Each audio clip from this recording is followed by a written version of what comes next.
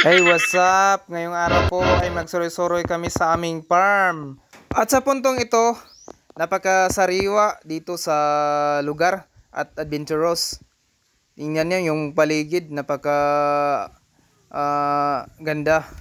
At may nakita akong bunga ng saging, di ko pinasaylo, pinuputol ko ito. Sarap ito, parisa ng ginamo, sigurong mabubunggag na naman yung mga bahaw.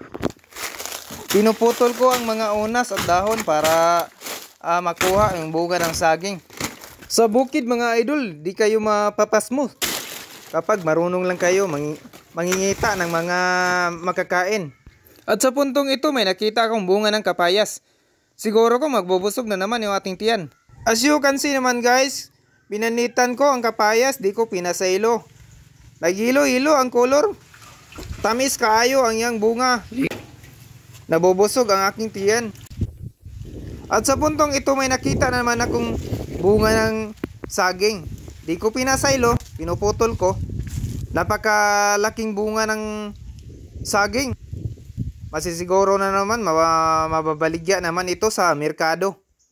At sa puntong ito, naglalakad naman tayo dito sa sagingan. As you can see man guys, humana na to agsipi ang mga saging o greedy na siya ibaligya sa merkado. Ang salamat sa mga nagsuporta sa ato ang vlog.